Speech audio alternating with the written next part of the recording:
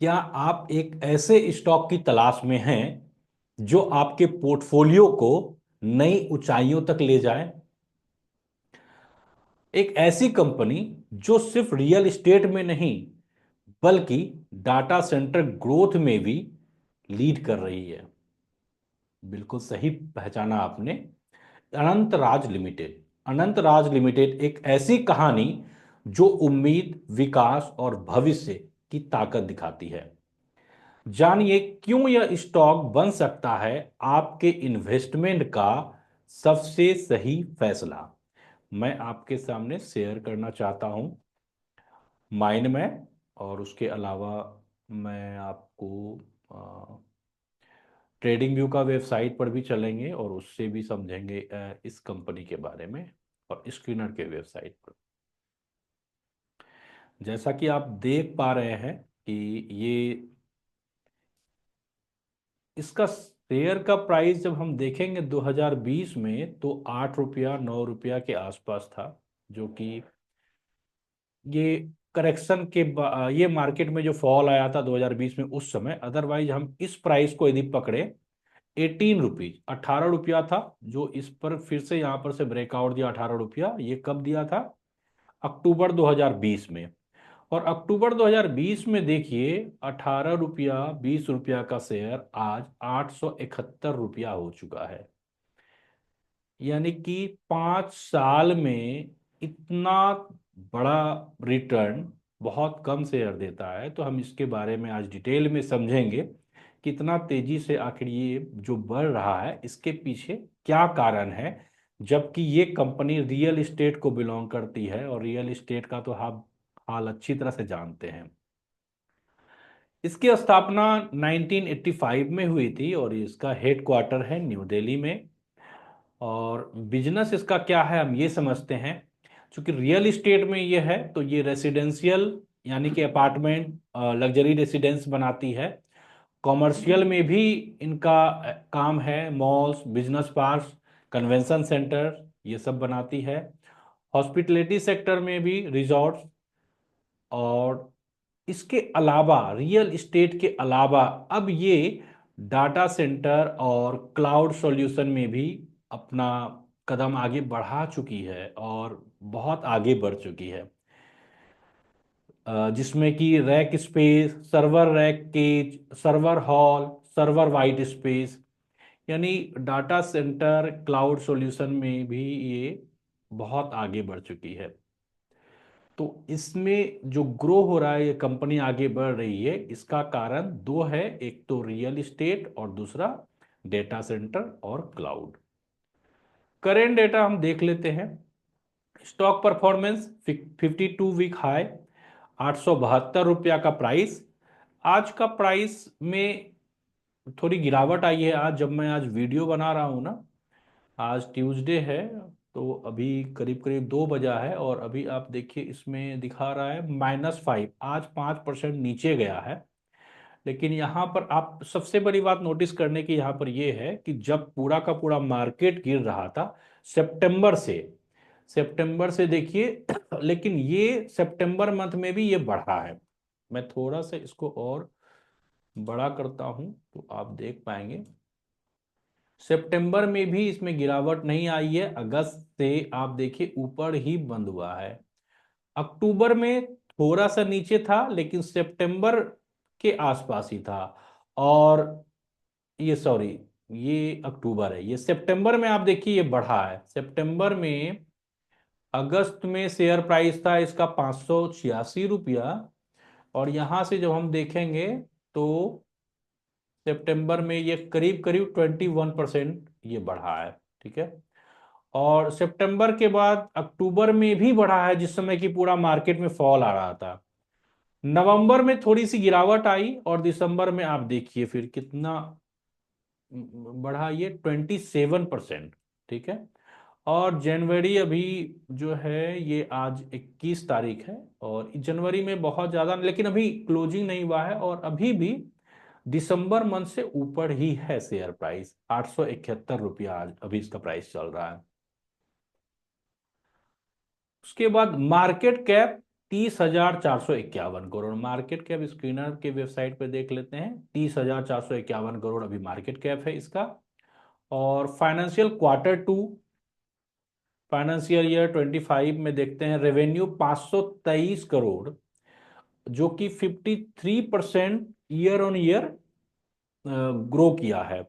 और net profit 105 crore रुपया है, जो कि 75% ईयर ऑन ईयर ग्रोथ दिखा रहा है। इस चीज से हम अंदाज लगा सकते हैं इस शेयर के बारे में और इस कंपनी के बारे में कि कंपनी फंडामेंटली कितनी स्ट्रांग है। रिसेंट न्यूज देख लेते हैं, फिर मैं स्क्रीनर के वेबसाइट पर ले चलूंगा आपको और वहां पर मैं आपको बताऊंगा इसके फंडामेंटल के बारे में, और भी समझेंगे हम डिटेल में। वारंट अलॉटमेंट, वारंट का नाम तो हम लोग लॉ में ज्यादातर सुनते हैं, किसी के नाम से कोई वारंट निकल गया, लेकिन ये वारंट कोई और दूसरा वारंट है। तो 1.37 मिलियन का warrant at the price of 730 rupees each share. ये दरअसल वारंट एक डॉक्यूमेंट होता है और उस डॉक्यूमेंट में ही लिखा होता है कि शेयर प्राइस पर आपको अलॉट होगा शेयर और किस डेट में होगा। और इससे टोटल कैपिटल रेज्ड कितना दिखा रहा है, 100 करोड़ रुपीज। तो कमेंट के माध्यम से आप जरूर मुझे बताइएगा ये वारंट होता क्या है, और विशेष जानना चाहेंगे तो मैं अगला वीडियो वारंट के बारे में बना दूंगा। आप ये भी कमेंट के माध्यम से मुझे बताइएगा। एनालिस्ट कवरेज में मैं आपको बताना चाहूंगा कि मोतीलाल ओसवाल ने बाय के लिए सजेस्ट किया है और टारगेट प्राइस बोला है उन्होंने 1100 रुपया का, जो कि बहुत अच्छा प्राइस है, क्योंकि करेंट प्राइस अभी हमने देखा कितना 800 के आसपास कुछ चल रहा था। Future growth potential, future growth potential को देखने के पहले हम थोड़ा सा इसका फंडामेंटल देख लेते हैं स्क्रीनर के वेबसाइट पर।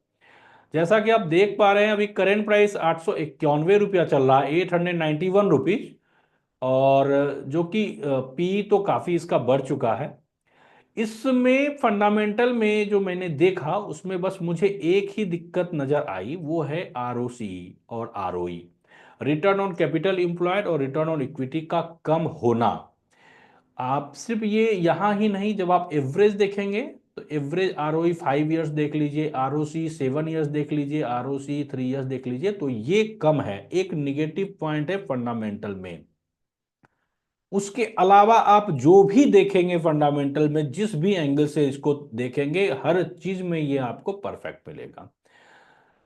आप बात कीजिए सेल्स ग्रोथ की, 52% सेल्स ग्रोथ बहुत अ, बड़ी बात है। प्रॉफिट ग्रोथ 70% का होना और डेट टू इक्विटी रेशियो 0.1, यानी कि नहीं है डेट।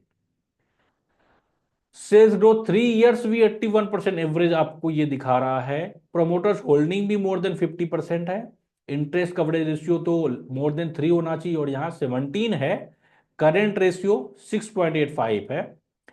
सेल्स ग्रोथ 7 ईयर्स का जब हम एवरेज देखते हैं ना, 18% से जो कंपनी रेवेन्यू में ग्रो कर रही है वो कंपनी का शेयर प्राइस तो बढ़ना स्वाभाविक है। जब हम फंडामेंटल को चेक करते हैं ना, तो हमारे अंदर कॉन्फिडेंस आता है, शेयर खरीदते हैं तो हमें डर नहीं लगेगा थोड़ी सी गिरावट आने पर। ऑपरेटिंग प्रॉफिट मार्जिन भी अच्छा है। तो कुल मिलाकर इसका जो भी हम देख रहे हैं सब बढ़िया ही लग रहा है। चार्ट में देख लेते हैं, आप देख लीजिए ईपीएस बढ़ ही रहा है, और चूंकि शेयर प्राइस बढ़ रहा है इस वजह से P, price to earning ratio में भी ग्रोथ देखने को मिल रहा है। हम जब प्रॉफिट एंड लॉस स्टेटमेंट देखते हैं तो आप देखिए इसके सेल्स को, जो रेवेन्यू है, ये 2013 से लेकर के 2021 तक 8 साल लगातार रेवेन्यू में गिरावट आई थी। 558 से 483 हो गया, फिर करीब करीब सेम ही रहा, फिर गिरावट आई, फिर 466 थोड़ा सा ऊपर गया, थोड़ा सा ऊपर गया, लेकिन फिर देखिए बड़ी गिरावट आई रेवेन्यू में। 2019 में 350 करोड़ रेवेन्यू हो गया था, और उसके बाद अगला साल 2020 में घटकर 276 करोड़ हो गया, तो और भी गिरावट आई। और ये गिरावट रुका नहीं, बल्कि 2021 में 250 करोड़ हो गया। लेकिन देखिए उसके बाद 2021 से जो 22 में है ना, ये करीब करीब डबल हो गया रेवेन्यू। और यहां से फिर देखिए देखिए ये डबल 2022 से 2023 में देखिए डबल हो गया रेवेन्यू। और 2023 से 24 में डबल नहीं हुआ, लेकिन डबल से के आसपास रहा। तो रेवेन्यू इसका बढ़ना शुरू हुआ है 2022 से, यानी 2021 के बाद यहां पर से कंपनी परफॉर्म करना शुरू की। और ऑपरेटिंग प्रॉफिट भी यहां से ही बढ़ रहा है। और जब हम नेट प्रॉफिट देखेंगे इसका, तो देख लीजिए 9 करोड़ से 53 करोड़, इतना बड़ा जंप आया 2021 के बाद 22 में। और 22 से फिर देखिए 3x हो गया नेट प्रॉफिट में जंप 22 से 23 में। और यहां से फिर जो है 271 करोड़, अभी ट्रेलिंग 12 मंथ दिखा रहा है 352 करोड़। तो प्रॉफिट एंड लॉस स्टेटमेंट देखकर लगता है कंपनी काफी प्रॉफिट बना रही है। और प्रॉफिट बनाने का कारण क्या है, ये सेल कर पा रहे हैं, रेवेन्यू आ रहा है इसके पास। हम जब इक्विटी कैपिटल देखते हैं तो देख लीजिए यहाँ पर इक्विटी कैपिटल में भी बढ़ोतरी जारी है। यहाँ से देखिए 59 से 65 हो गया, फिर 68 करोड़ हो गया। रिजर्व भी बढ़ रहा है, जो कि रिजर्व पहले देखिए घट गया था, 4,000 करोड़ इनके पास था रिजर्व में, जो कि घटकर 2,000 करोड़ के आसपास हो गया था। लेकिन फिर हम देखते हैं 2021 के बाद देखिए 2,400 से 2,580 करोड़, 2,760, 3,588 करोड़ और 3,759 करोड़। तो इसमें रिजर्व बढ़ रहा है। और सबसे इंपॉर्टेंट बात है ना, बोरोइंग देखिए कितना कम किया इन्होंने बोरोइंग को। 1,500, एक और 1,600, 1,700 करोड़ के आसपास बोरोइंग था। और अभी इनके पास जब हम सितंबर का डाटा देखिएगा 2024 का, तो 386 करोड़ बचा है। जहां डेट नहीं रहता है ना, तो वहां पर शेयर में इन्वेस्ट करने में डर नहीं लगता है। तो डेट नहीं होना या कम होना बहुत, हमें मतलब मुझे तो काफी कॉन्फिडेंस आता है। आपको आता है कि नहीं, आप कमेंट के माध्यम से बताइएगा तो मुझे भी अच्छा लगेगा कि मेरे से मिलते जुलते विचार वाले मेरे ऑडियंस हैं यहाँ पर। फ्यूचर ग्रोथ की बात करते हैं। ये तो हो गया कि पास्ट में इनका परफॉर्मेंस अच्छा रहा, ग्रोथ की, सेल्स इनका आया, रेवेन्यू आया, प्रॉफिट आया, इस वजह से शेयर प्राइस बढ़ा। ऐसा तो नहीं है कि हमारे लेने के बाद से शेयर का प्राइस घटना शुरू हो जाएगा, क्योंकि कई बार हमें लगता है ना कि शेयर मार्केट हमें ही देख रहा है गौर करके, जैसे ही हम लेते हैं तो शेयर प्राइस घटना शुरू कर देता है। लेकिन इस बार आपके साथ ऐसा नहीं होने वाला है, क्योंकि फ्यूचर ग्रोथ पोटेंशियल की बात करें तो डाटा सेंटर जो है scaling up to 307 megawatt in 4 to 5 years data दिखा रहा है। और रियल एस्टेट पाइपलाइन की बात करें तो 7,000 crore in launch and 10,000 crore in potential development value. उसके अलावा 15,000, अप्रोक्सीमेटली 15,000 करोड़ रेवेन्यू पोटेंशियल है नेक्स्ट 4 to 5 years में। और वो भी कहां से, रेसिडेंस सेल्स, किस जगह पे, सेक्टर 63A गुरुग्राम में। उसके अलावा 100 acres fully paid free hold land in Delhi NCR for future residential, warehousing and hospitality project. Potential to acquire incremental 25 acres in next 2 years in Gurugram.